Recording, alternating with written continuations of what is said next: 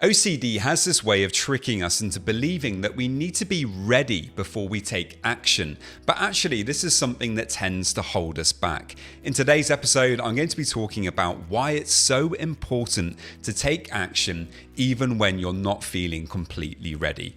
If you are struggling with OCD and anxiety and you would like to get some support with that, well, I offer a free discovery call. To get that, you can head over to my website, robertjamescoaching.com. There's a link in the show notes.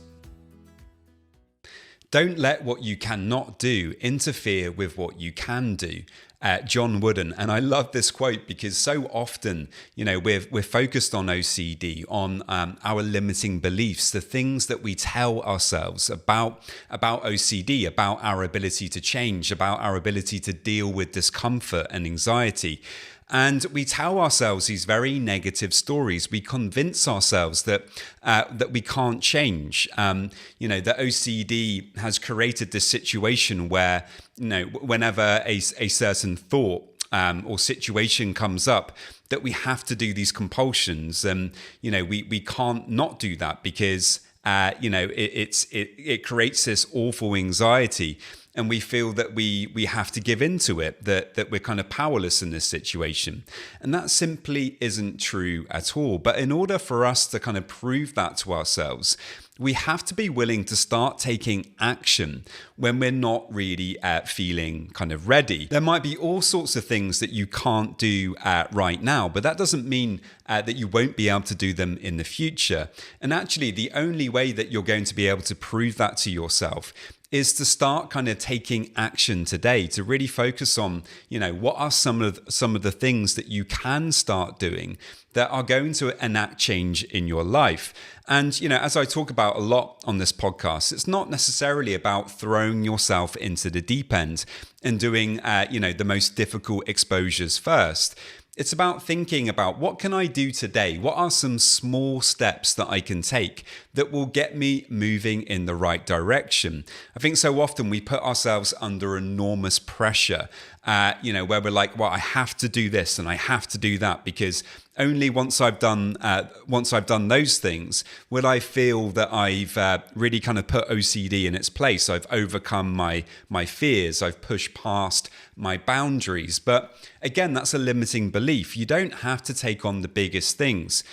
Maybe in the end, maybe a few years down the line or a few months down the line, those are things that you want to do. But in order for you to kind of build up to that, you have to start taking smaller steps today.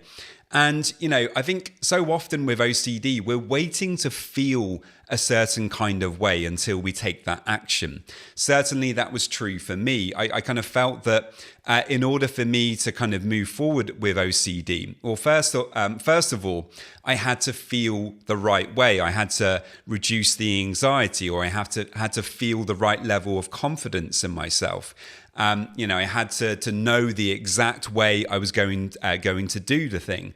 I needed to do all of these steps first, and then I could kind of take on that problem. But again, this holds you back. If you have that kind of perspective, you're going to be waiting and waiting and waiting before you do the things that you need to do in order to kind of enact that change. So if there's something that you really want to do, if there's an exposure activity that you would really like to do, or there's something that you've been putting off for a long time, something that you've been avoiding, rather than looking at that whole problem and feeling a bit overwhelmed by it, which again I think is a big problem in OCD. We tend to look at the whole big problem, we look at the monster, the entire monster. And we think, well, how am I going to fight that? How am I going to overcome that huge obstacle? Whereas really, we want to look at one small part of it. We want to look at its foot, and we want to tackle that first. And if you can think about it that way, what can I get started with today? What's a small step that I could take today that will prove to myself that actually I can begin to lean into that discomfort with that particular obsession? I can get started with it. And when you do get started, even if you're not feeling 100% confident yet, even if you're not feeling great, That's really proving to yourself that you can do this. And again, in order for exposure to work, there really does need to be some discomfort. If you're not pushing yourself out of your comfort zone at all, then whatever you're doing, probably it's not going to have that much of a kind of impact in your nervous system. In order to kind of create new neuro pathways, we need to do things that have a kind of strong emotional resonance to them. And so if you're doing something that does create discomfort, even just a little bit of discomfort, well, that's something that you're going to remember. It's something that's going to stay there in your nervous system. You've pushed yourself forward a little bit. You've leaned into your discomfort. And the more that you can find little ways to do that each day, particularly when you're not feeling ready, when you are feeling a bit kind of uncomfortable, it can really help. And this is something that I've had to do in many different areas in my life. So often I've not been ready to take the action. But, I really recognized, when I started to work on my OCD, that kind of perspective was holding me back and stopping me making the progress that I desperately wanted to make. Because, of course, we have to make these decisions with OCD. Am I going to stay stuck in OCD? In my safe place, in my safe zone, where I'm not taking on challenges, I'm not allowing risk, I'm not allowing discomfort or anxiety. Because you can do that. But then, of course, we stay stuck in OCD, and that's what I did for a long time. But when I did decide to start pushing myself, even just a little bit with small, simple steps, when I wasn't quite ready, that's when I actually started to see that I was beginning to make that progress. And over time, it builds up. It isn't just something, that kind of stays the same. As you begin to push yourself, it increases more and more. You start to get more confidence in yourself.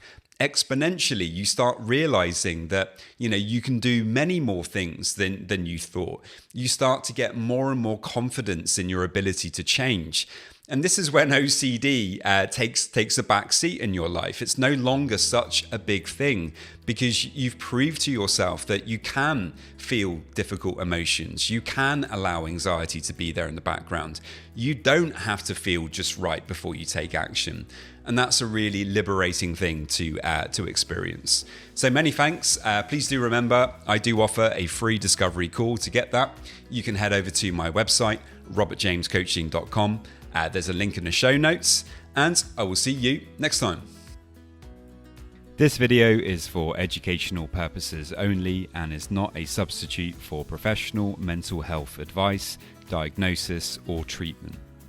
If you are dealing with OCD, anxiety, or any mental health concerns, please consult a licensed mental health professional for support.